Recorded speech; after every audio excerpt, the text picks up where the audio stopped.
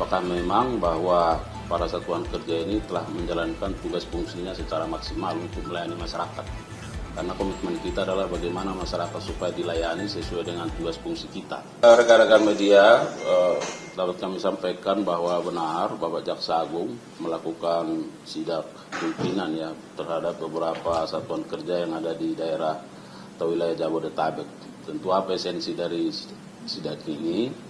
Yang pertama bahwa Jaksa Agung mau melihat secara konkret terkait dengan bagaimana pelayanan publik yang dilakukan oleh para satuan kerja di lapangan. Apakah memang bahwa para satuan kerja ini telah menjalankan tugas fungsinya secara maksimal untuk melayani masyarakat.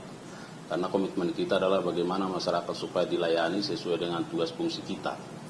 Nah, yang kedua bahwa Jaksa Agung juga mau memastikan bahwa dari sisi pengamanan para satker-satker terus berkoordinasi dengan pihak-pihak terkait, apakah dengan pihak Polri maupun TNI, dalam suasana perlunya intensitas yang harus diberikan kepada para jaksa maupun keluarganya, ya, karena kita tahu bahwa ada beberapa kasus yang sedang terjadi, katakanlah penganiayaan yang dilakukan terhadap para jaksa maupun tata usaha. Jadi ini menjadi satu warning bagi kita untuk melakukan kewaspadaan dalam menjalankan tugas fungsi. Oleh karenanya beliau tadi menyatakan supaya segera melakukan koordinasi sebagai derivasi dari perpres yang sudah ada terhadap instansi terkait dalam rangka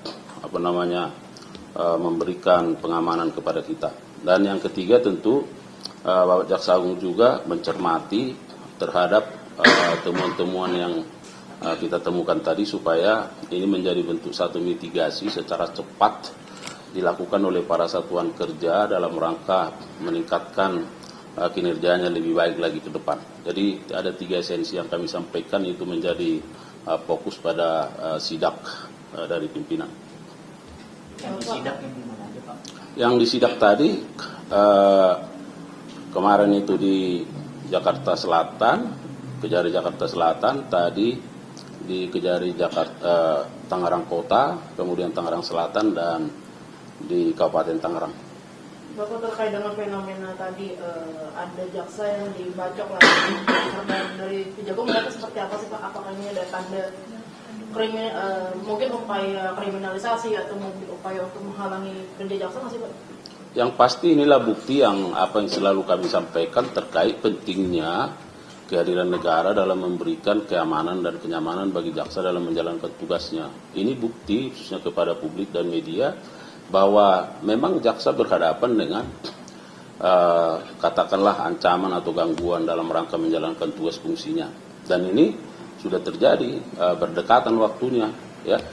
Walaupun barangkali tidak memiliki hubungan, tetapi apa yang terjadi di Deli Serdang, apa yang terjadi di daerah Depok menandakan bahwa jaksa dan aparat kejaksaan beserta keluarganya itu sangat rentan, ya, terhadap upaya-upaya perlawanan dari pihak-pihak yang tidak menginginkan terhadap menjalankan tugas fungsi itu. Oleh karenanya Bapak Jaksa Agung dalam kaitan ini sangat begitu responsif dan memberikan perhatian besar, termasuk tadi juga mengunjungi korban, bahwa kita harus membuat satu kajian bahwa pentingnya kewaspadaan, ya.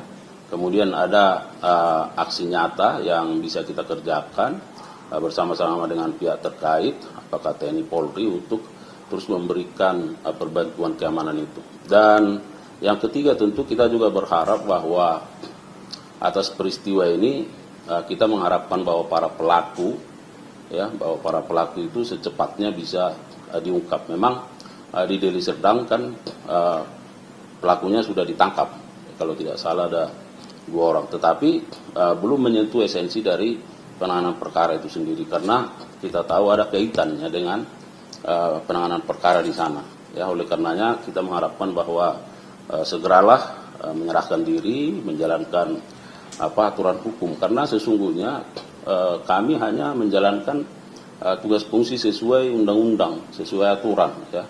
Jadi bukan karena ada keinginan, arogansi misalnya. Nah, kalau misalnya ada hal-hal yang menurut publik kurang pas dalam menjalankan aturan undang-undang itu, saya kira ada saluran-saluran yang bisa digunakan untuk menjadi cerminan bagi kami melakukan introspeksi dan perbaikan. Tetapi jangan dengan cara-cara yang seperti ini. Saya kira tidak baik dan kita sangat menyesalkan.